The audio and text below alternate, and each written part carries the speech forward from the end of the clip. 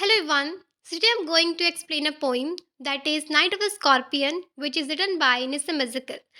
So I'll start from the poet who is Nissim Ezekiel. Let me tell something about him. Well, first of all, I would like to say that this poem is really easy and very admiring, and I'll make sure that you all will understand it with my explanation. Okay? I have used very simple language in this explanation. So Nissim Ezekiel is an Indian Jewish poet, an actor, playwright, as well as an art critic. He has got many awards as well. In 1983, he was awarded with Sahitya Academy Award, and in 1988, he was rewarded with Padma Shri by the President of India. Okay, he has written this poem very beautifully. Let's start. Let's start from the title first. Night of the Scorpion. Here, let me tell you the meaning of scorpion. Scorpion means bichu, a poisonous animal और we can say insect actually scorpion बिच्छू बहुत ही poisonous जो जीव होता है वो night of the scorpion वो बिच्छू वाली रात ओके ये ट्रांसलेशन है this is a translation of the title so I have taken out some characters from this poem.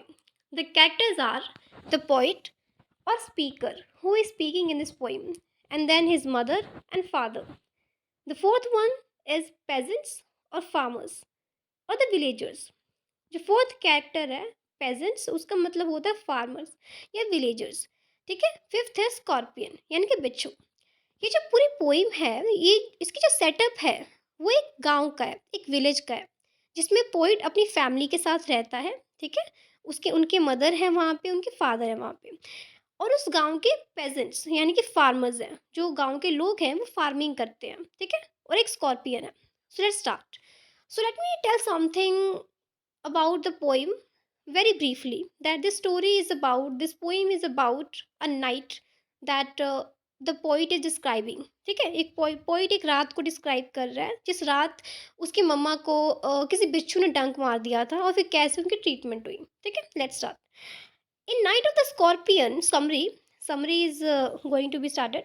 In Night of the Scorpion, the speaker is sharing a story with us from his childhood that how once his mother was stung by or bitten by stung मतलब डंक और bitten भी same ही होता है stung और bitten ठीक है by a scorpion and then how she got the treatment by the villagers and the all over reaction of a mother to the situation तो इसमें पोइट कह रहा है कि नाइट ऑफ द स्कॉर्पियन जो पोइम है इसमें जो स्पीकर है वो एक जो स्पीकर और पोइट सेम ही है निसे म्यूजिकल एक जो इस पोइम में स्पीकर है वो एक अपना किस्सा शेयर कर रहे हैं अपने चाइल्डहुड का एक इंसिडेंट शेयर कर रहे हैं हमारे साथ जिसमें वो कहते हैं कि कैसे एक बार उनके मदर को एक बिच्छू ने डंक मार दिया था और फिर कैसे जो विलेजर्स थे जो गांव वाले थे जो फार्मिंग करते थे वो दौड़ते हुए आए उनकी हेल्प करने के लिए और फिर कैसे उन्होंने उनकी हेल्प करी ठीक है कैसे उनकी मम्मा ठीक हुई और फिर कैसे और फिर क्या रिएक्शन था उनका what reaction she had after the after she got healed from the painful situation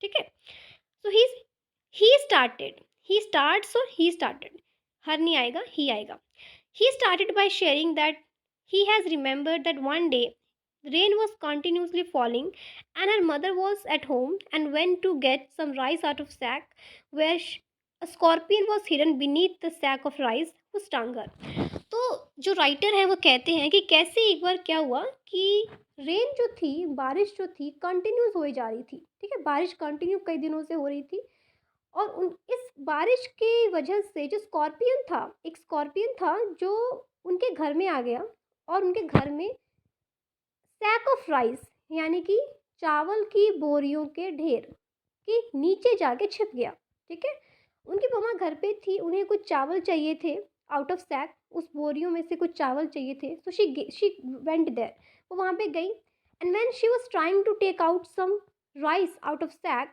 the scorpion who was hidden beneath the sack of rice stung her जब वो चावल निकाल रही थी ना तो उस जो ढेर के नीचे जो वो बिच्छू छिपा हुआ था उसने उन्हें डंक मार दिया ठीक है ये बता रहा है again and the story continues the stung was so poisonous, वो जो स्टंग था, जो डंक था, इतना पॉइजनस था that his mother was roaring, वो चिल्ला रही थी, कोरा रही थी, एंड ग्रोनिंग इन पेन, वो दर्द से, while lying on the mat, वो दर्द से इतनी ज़्यादा परेशान थी कि वो मैट पे जब लेटी हुई थी वो चिल्ला रही थी.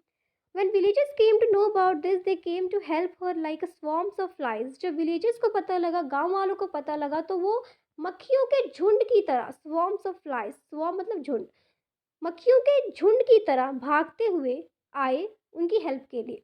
दे ऑल वर सुपरस्टिशियस पीपल, वो सब सुपरस्टिशियस थे, अंधविश्वासी लोग थे. Instead of helping her by giving her some first aid, they started making senseless arguments और स्टेटमेंट्स.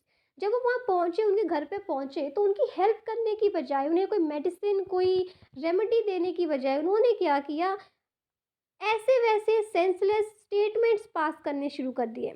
और उनका जो पहला रिएक्शन था इस सिचुएशन को लेके वो ये था, उन्होंने उस स्कॉर्पियन को ढूंढना शुरू कर दिया जो कि कहीं बारिश में चला गया था. मदर को डंक मारने के बाद वो बाहर भाग गया था. वो उस बिच्छू को ढूंढने लगे सारे villagers, and later started finding the scorpion, as they believed that the poison will as move in her body as the scorpion would make a movement.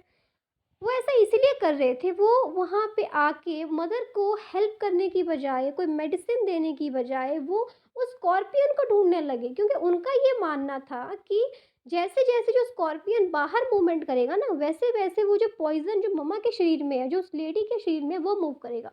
और जब पॉइजन मूव करेगा तो उनकी हालत और ख़राब हो जाएगी. तो सबसे पहले उन्होंने किया, उसको ढूंढना पड़ेगा. उनका ये रिएक्शन था. या वो ये चाहते थे कि वो स्कॉर्पियन को ढूंढ के उसको मार दे, या फिर वो गॉड को प्रे कर रहे थे कि वो स्कॉर्पियन स्टिल हो जाए, कहीं मूव ना करे. ठीक है, आगे बढ़ते हैं. They were superstitious as they were saying that the pain that she is having now will decrease the sins she had done in her past life and will surely overcome or decrease the problems in her coming life. They all sat around her and started chanting the name of God 100 of times. तो वो जो सारे लोग थे वो superstitious थे, ठीक है ना, वो सुपरस्टिशियस थे, अंधविश्वासी थे. वो लोग इस बात में मानते थे कि ये जो दर्द इनकी मम्मा को आज हो रहा है ना, ये इसीलिए हो रहा है क्योंकि इन्होंने अपने पिछले जन्म में कुछ पाप किए होंगे, जब बुरे काम किए होंगे.